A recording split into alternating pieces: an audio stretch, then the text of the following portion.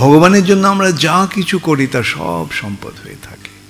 কেবল ভগবানের জন্য নয়, ভগবানের ভক্তের জন্য আমরা যা কিছু করি সেটাও সম্পদ হয়ে থাকে। সেটা একটা দৃষ্টান্ত, সুন্দর দৃষ্টান্ত। এক মহাপাপী, সে সারা জীবন পাপ ছাড়া আর কিছু করেনি। তো একদিন প্রচণ্ড ঝড় বৃষ্টি হচ্ছে, তো বাড়ির সামনে এক বৈষ্ণব দাঁড়িয়ে আছে। তো ডেকে বললো, আপনি ভেতরে আসুন, বৃষ্টি হচ্ছে। ওই একটা কেবল পুণ্যকর্মও করেছিল, একটা বৈষ্ণবকে বৃষ্টির সময় বাড়িতে আশ্রয় দিয়েছিল। তো মৃত্যুর পর যমরাজ চিত্রগুপ্তকে জিজ্ঞাসা করলেন, চিত্রগুপ্ত, এর হিসাব নিকাশটা কি আছে?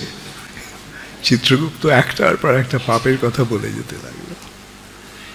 এই পাপ করেছে, ওই পাপ করেছে, ওই পাপ করেছে। বললো যে একদিনও একটা ভালো কাজ করেছিল, এক বৈষ্ণবকে একটা আশ্রয় দিয়েছিল বৃষ্টির সময়।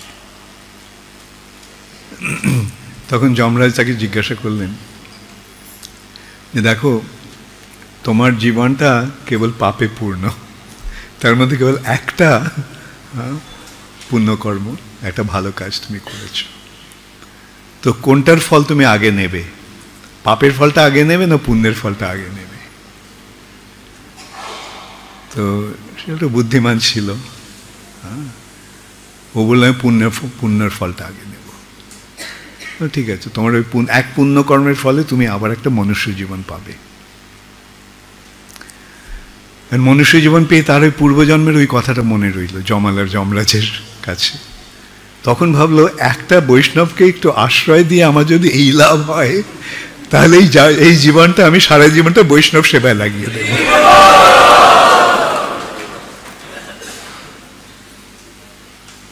এবং তার পরিণতি কি হলো? ভগবত ভক্তের স্মরণ নিয়ে ভগবানের ভক্তের সেবা করলে কি হয়? সমস্ত পাপ থেকে মুক্ত হয়ে যায় এবং ভগবত ধামে প্রবেশের সুযোগ লাভ হয়। ভক্তা মাম অভিজানাতি যাবান যশ্চাস্মি তত্ত্বতঃ ততো মাং তত্ত্বত জ্ঞাত্বা বিশতে তদ অনন্তরম। যে আমাকে কেবল ভক্তির মাধ্যমে ভগবান বলছেন আমাকে জানা যায়, এবং আমার জানার ফলে তারা আমার কাছে ফিরে আসতে পারে। তাহলে এখন বলো, জীবনের উদ্দেশ্যটা কি হওয়া উচিত? কে কে মনে করো যে ভগবানের সেবা এবং ভগবানের ভক্তের সেবা করাটাই জীবনের উদ্দেশ্য হওয়া উচিত? Very good. তো এই সেবাটাকে বিরক্তি সহকারে করব না প্রীতি সহকারে করব? মনে থাকবে তো? এমন নয় যে ও মঙ্গল আরতিতে না গেলে টেম্পল কমান্ডার এসে আমাকে তিরস্কার করবে। চলো, যদি ইচ্ছে হচ্ছে না মঙ্গল আরতিতে যাই, সেই মনোভাব নিয়ে মঙ্গল আরতিতে যাব না। কি করে কখন রাধা মাধবের দর্শন পাবো, সেই বাসনা নিয়ে মঙ্গল আরতিতে আসবো। তো অর্থাৎ প্রীতি সহকারে। তাই প্রভুপাদ এই সম্বন্ধে কি বলছেন? লাভিং ডিভোশনাল সার্ভিস, লাভিং প্রীতি সহকারে এই সেবা হবে, সেটি হচ্ছে ভক্তি। অতএব তোমরা সকলে ভক্তির পথে অগ্রসর হও এবং এইভাবে তোমাদের জীবন সার্থক করো। হরে কৃষ্ণ, গৌর প্রেমানন্দে হরি।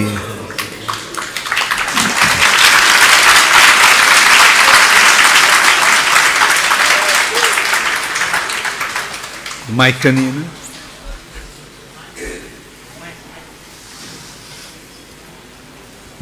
হরে কৃষ্ণ।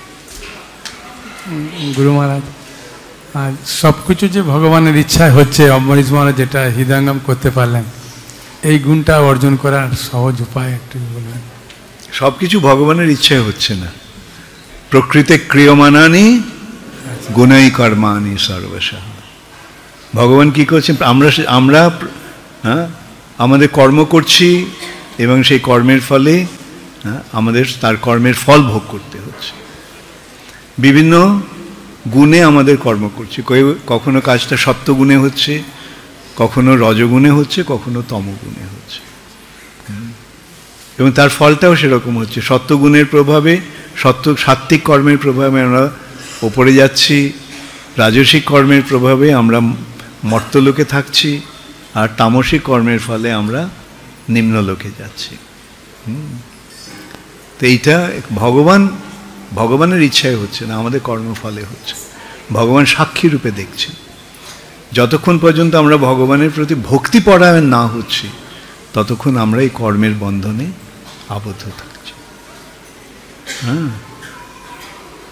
এইটা ভক্তির প্রভাবে আমরা ভগবানের শরণাগতির ফলে আমরা এই যে জড়জগতের যে গুণ এবং কর্মের যে বন্ধন, সেটা থেকে মুক্ত হতে পারব। বোঝা গেল? তাহলে কি করতে হবে? অম্বরীশ মহারাজের মতো যে মনোভাব ভগবানের চরণাশ্রয় করা, সেটা ভগবানের শরণাগতির মাধ্যমে আসবে। ভগবানের শরণ নিলে, ভগবানের শরণাগত হলে, মাম একম শরণং ব্রজ, সরঙ্গ শরণাগতি হইবে যাহার, তাহার প্রার্থনা শুনে শ্রীনন্দ কুমার। শ্রীকৃষ্ণ চৈতন্য প্রভু জীবে দয়া করি, সপার্ষদ স্বীয় ধাম সহ অবতরী, অত্যন্ত দুর্লভ প্রেম করিবারে দান। এই যে দুর্লভ, অত্যন্ত দুর্লভ যে কৃষ্ণ প্রেম, সেই কৃষ্ণ প্রেম দান করার জন্য শিখায় শরণাগতি ভকতের প্রাণ। শরণাগতির শিক্ষা দিচ্ছেন, যেটি হচ্ছে ভক্তির প্রাণস্বরূপ। অতএব উপায়টা কি? শরণাগতি, ভগবানের শরণাগত হওয়া। হরে কৃষ্ণ। তো অম্বরীশ মহারাজের মাধ্যমে আমরা কি দেখতে পাচ্ছি? শরণাগতি। মারবি রাখবি জয় ইচ্ছা তোহারা, তাই না? আর কিন্তু যারা ভগবানের ভক্ত নয়, তিনি যতই উন্নত স্তরের ব্যক্তি হন না কেন, দুর্বাসাকে আমরা কি দেখতে পাচ্ছি? নিজের প্রাণ রক্ষা করার জন্য ছুটে বেড়াচ্ছে, সারা ব্রহ্মাণ্ড করছে সুদর্শন থেকে রক্ষা পাওয়ার জন্য। কিন্তু অম্বরীশ মহারাজের মনোভাব কি? ভগবান, আমি তোমার শরণ নিয়ে আছি, তুমি যা চাও তাই হবে। অতএব এই মনোভাবটা ভক্তির মাধ্যমেই সম্ভব, ভক্তের পক্ষেই সম্ভব। ওকে, হরে কৃষ্ণ। গৌর প্রেমানন্দে হরে। শ্রীল প্রভুপাদ কি, শ্রীল জয়পতাকা স্বামী মহারাজ কি। জয়পতাকা মহারাজের শারীরিক অবস্থা, শারীরিক কুশল, আস্তে আস্তে তার শরীর সুস্থ হচ্ছে। আমি সম্প্রতি ওনাকে দেখতে গিয়েছিলাম। ওনার দুটো মস্ত বড় অপারেশন হয়েছিল একদিনেই, কিডনি আর লিভার, দুটো ট্রান্সপ্লান্ট হয়েছে। ওটাকে সরিয়ে অন্য আরেকটা কিডনি, অন্য আরেকটা লিভার। এখন অপারেশন হওয়াই কেবল নয়, ওটা ওই দুটো যে সেটিকে, শরীরটাকেও গ্রহণ করতে হবে, এবং ভালো লক্ষণ যে শরীরটা গ্রহণ করছে। এবং ধীরে ধীরে ওনার এখন অবশ্য অনেক মধ্যে থাকতে হচ্ছে, কেন এখন মস্ত বড় একটা আশঙ্কা যে কোনো রকম সংক্রামক রোগের প্রভাব। কেন শরীরে যে কি বলে, যে রেজিস্ট্যান্স, বাধা দেওয়ার ক্ষমতা, যেমন নানা রকম জীবাণু আসছে, শরীরকে আক্রমণ করছে। শরীর কি করছে? সেগুলিকে বাধা দিচ্ছে। আমাদের শরীরে তার একটা রয়েছে, যোগ্যতা রয়েছে, কিন্তু শরীর যখন অত্যন্ত দুর্বল থাকে, তখন সেই ক্ষমতাটা থাকে না, ওদের প্রতিরোধ করার ক্ষমতাটা থাকে না।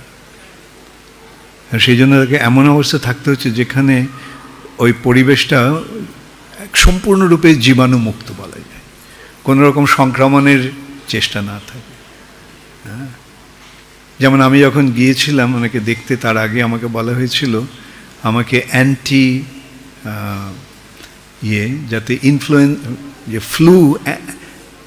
অ্যান্টি ফ্লু ভ্যাকসিন নিতে হবে, যাতে কোনো রকম সেই সম্ভাবনা, যখন আমি তার সাথে দেখা করতে যাব, কোনো রকম ওই বীজাণু যেন সংক্রমণ না করতে পারে, যাতে আমার শরীরটা ওই বীজাণু থেকে মুক্ত হয়।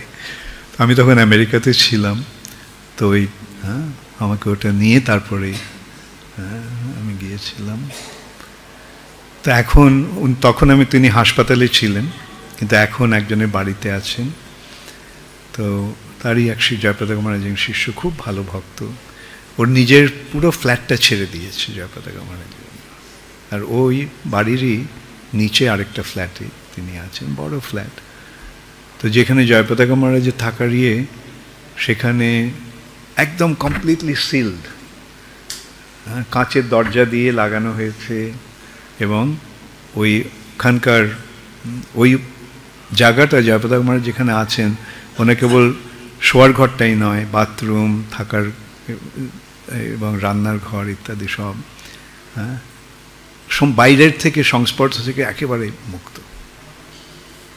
মহারাজ যখন দর্শন দেন তখন ওই কাঁচের দরজার এপাশ থেকে দর্শন দেন, ভক্তরা ওই পাশে থাকে, আর মাইকে ওনার কণ্ঠস্বর শুনতে পায়, দেখতে পাচ্ছে, কিন্তু মাঝখানে ওই কাঁচের দরজা, যাতে কোনো রকম সংক্রমণ না হয়। তো এইভাবে নানা রকমভাবে ওনাকে করা হচ্ছে, প্রতিরক্ষা করা হচ্ছে তার সুস্থতার জন্য, এবং তার শরীরও ক্রমশ ভালো হচ্ছে। যেমন আমাদের এখন মিটিং হচ্ছে, মায়াপুর এক্সিকিউটিভ কমিটি মিটিং, মহারাজ যোগদান করছেন মিটিংয়ে। তিনি, আমরা টিভিতে ওনাকে দেখতে পাচ্ছি, ওনার কথা শুনতে পাচ্ছি, এবং উনি আমাদের দেখতে পাচ্ছেন। হরে কৃষ্ণ। জয়প্রতাপ মহারাজ কি, শিল প্রভুপাদ কি, গৌর প্রেমানন্দে। পতিত পাবন গুরু মহারাজ কি, শ্রীনাথ ভক্তি চারু স্বামী গুরু মহারাজ কি, নিতাই গৌর সুতনাথ পাবনান্দে। হরি হরি বল।